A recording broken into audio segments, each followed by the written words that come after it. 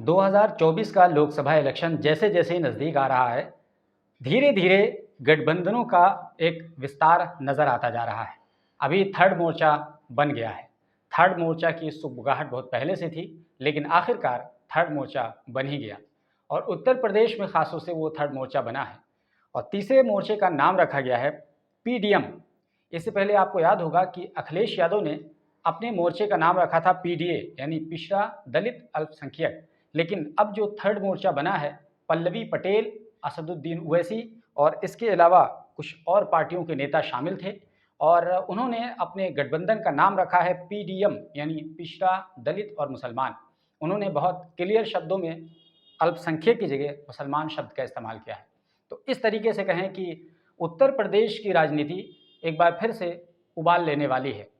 आपको बता दें कि असदुद्दीन ओवैसी पर बार बार ये टैग लगाया जाता है कि वो बीजेपी के लिए काम करते हैं, क्योंकि उनके जहां भी जाने से बीजेपी का फ़ायदा, क्योंकि वो जहां भी जाते हैं ऐसा आमतौर पर बीजेपी को फ़ायदा इसलिए हो जाता है क्योंकि वो मुसलमानों की बात करते हैं विशेष तौर पर, और यही वजह है कि मुसलमानों का थोड़ा बहुत वोट हासिल कर ले जाते हैं और उसके नतीजे में पोलराइजेशन हो जाता है, ध्रुवीकरण हो जाता है और अंत वो पार्टी जीत जाती है जो पोलराइजेशन से जीतती आती है। तो इस तरीके से बीजेपी को हमेशा हेल्प मिलता है असदुद्दीन ओवैसी के जाने से। ये आरोप बार बार असदुद्दीन ओवैसी पर लगता है, लेकिन उसकी वो कोई परवाह नहीं करते हैं। उनका कहना है कि हमें अपनी पार्टी का विस्तार करना है, हर सूरत में हम वहाँ जाएंगे जहाँ हमारी पार्टी को नीड होगी। दोस्तों, आपको बता दें कि असदुद्दीन ओवैसी पहली बार उत्तर प्रदेश में चुनाव नहीं लड़ रहे हैं, बल्कि आपको याद होगा कि 2017 में विधानसभा का उन्होंने चुनाव लड़ा था, 2022 का विधानसभा चुनाव लड़ा था और अब 2024 का लोकसभा चुनाव लड़ने वाले हैं।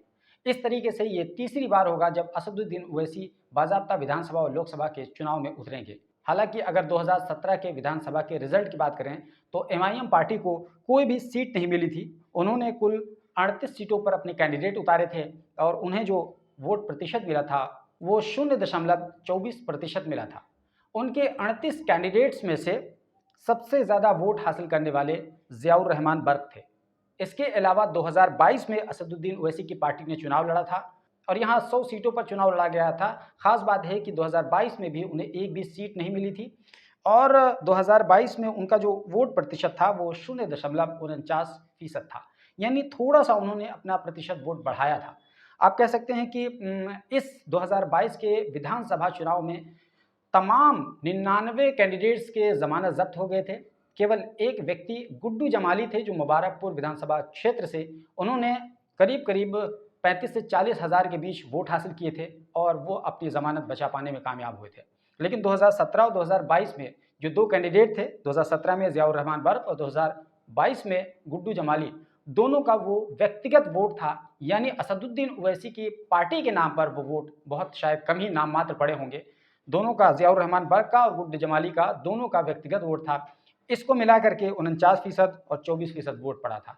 तो असदुद्दीन ओवैसी का अभी फिलहाल कोई जनाधार नहीं है, लेकिन असदुद्दीन ओवैसी 2024 के लोकसभा इलेक्शन के लिए अखिलेश यादव की पार्टी से गठबंधन करना चाहते थे। यही वजह है कि वो 5 सीटें मांग रहे थे, लेकिन अखिलेश यादव की पार्टी इसके लिए तैयार नहीं थी और आखिरकार उन्होंने कह दिया था कि अब 25 सीटों पर चुनाव लड़ेंगे और अब बड़ा खेला होगा। दोस्तों, असदुद्दीन ओवैसी ने प्रेस कॉन्फ्रेंस के बाद उन्होंने मीडिया से बातचीत करते हुए कहा कि अगर उत्तर प्रदेश में समाजवादी पार्टी अपने मुसलमान नेताओं का अपमान कर रही है, चाहे वो मुरादाबाद के कैंडिडेट एसटी हसन, पहले उनको टिकट दिया गया, फिर उनका टिकट काटा गया और इस तरीके से उनको अपमानित किया गया, चाहे रामपुर की बात करें, वहाँ पर दो कैंडिडेट एक साथ खड़े हुए हैं, उसके बावजूद अगर समाजवादी पार्टी उत्तर प्रदेश में अपनी सियासी कब्र खोद रही है तो फिर उसमें मेरा क्या किरदार हो सकता है। खुल करके असदुद्दीन ओवैसी ने समाजवादी पार्टी को निशाने पर लिया। वहीं पल्लवी पटेल की बात करें तो पल्लवी पटेल जो सूत्रधारक हैं इस पूरे गठबंधन की, यानी पीडीएम की, उन्होंने क्या कहा है? उन्होंने कहा कि समाजवादी पार्टी सुई के नोक के बराबर जमीन नहीं देना चाहती है। उन्होंने आगे बोलते हुए कहा कि आप हठधर्मी करेंगे, यानी सपा हठधर्मी करेगी, तो उस वक्त हठधर्मी के चलते महाभारत हुआ था और अब हठधर्मी आज भी हठधर्मी के चलते ही महाभारत होगा। यानी 2024 को सीधे सीधे वो महाभारत कह रही हैं और कह रही हैं कि महाभारत में पीडीएम का किरदार बहुत अहम होने वाला है। पल्लवी पटेल ने अपनी पार्टी अपना दल कबीरा पार्टी की तरफ से फूलपुर, मिर्ज़ापुर, कौशाम्बी, ये तीनों सीटें वो मांग रही थी और आखिरकार जब अखिलेश यादव ने इस पर सहमति नहीं जताई तो उन्होंने अखिलेश यादव पर आरोप लगाया कि सपा सुई की नोक के बराबर ज़मीन नहीं देना चाहती और उसके बाद उन्होंने इन तीनों सीटों पर अपने कैंडिडेट की घोषणा कर दी थी। बहरहाल इस गठबंधन यानी पीडीएम में केवल असदुद्दीन ओवैसी और पल्लवी पटेल की पार्टी ही नहीं है, बल्कि इसके साथ ही प्रेमचंद बिंद की प्रगतिशील मानव समाज पार्टी, बाबूराम पाल की राष्ट्रीय उदय पार्टी और असदुद्दीन ओवैसी की तो है ही है। इसके अलावा बहुत सारे लोगों के जुड़ने की भी संभावना है, जैसे कि चंद्रशेखर आज़ाद की पार्टी, स्वामी प्रसाद मौर्य और उनकी पार्टी, डॉक्टर अयूब की पार्टी, संजय चौहान, बाबू सिंह कुशवाहा, ये तमाम लोग अपनी पार्टी से ही जुड़ेंगे, ऐसी संभावना जताई जा रही है। तो इस तरीके से पीडीएम यानी पिछड़ा, दलित और मुसलमान, ये जो एक नया मोर्चा बनकर के तैयार हुआ है उत्तर प्रदेश के संदर्भ में, वो 2024 में किस तरह का रोल प्ले करेगा, ये देखने दिलचस्प होगा। दोस्तों आपको बता दें कि इससे पहले पल्लवी पटेल कोशिश कर रही थी कि वो मायावती के साथ गठबंधन कर सकें, लेकिन मायावती ने उन्हें लिफ्ट नहीं कराया, क्योंकि मायावती शुरू से ही ये कहती आ रही हैं कि वो किसी के साथ गठबंधन नहीं करेंगी, वो अकेले दम पर चुनाव लड़ेंगी 2024 का। बहरहाल ये जो गठबंधन तैयार हुआ है पीडीएम, अभी इसकी सीट शेयरिंग को लेकर कोई फार्मूला तैयार नहीं हो पाया है। अभी केवल एक प्रेस कॉन्फ्रेंस हुई है, बहुत सारे लोगों के और भी जुड़ने की संभावना है। जब और लोग, दूसरे लोग जुड़ जाएंगे, तब इसका क्या कुछ फॉर्मुलेशन होगा, वो तय किया जाएगा। कितनी सीटों पर कौन कहाँ से लड़ेगा, वो भी तमाम चीज़ें देखी जाएंगी। लेकिन इतना तो तय है कि पल्लवी पटेल, असदुद्दीन ओवैसी और कुछ और लोगों की क़यादत में ये बनने वाला पीडीएम 2024 में कुछ ना कुछ रोल ज़रूर प्ले करेगा। दोस्तों आप देखने वालों से मैं पूछना चाहूँगा कि क्या असदुद्दीन ओवैसी की पार्टी वाकई में बीजेपी की सहायता करती है और इस 2024 के लोकसभा इलेक्शन में क्या वाकई में पीडीएम इंडिया का नुकसान करेगा?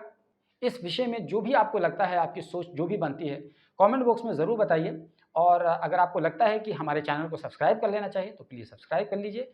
और अगर ये वीडियो फेसबुक पर देख रहे हैं तो पेज को फॉलो कर लीजिए, क्योंकि हम यहाँ पर न केवल ये कि न्यूज़ बल्कि व्लॉग से संबंधित कई सारे इंटरेस्टिंग कंटेंट आपको देते रहते हैं। इसलिए हमारे पेज को ज़रूर फॉलो कर लीजिए।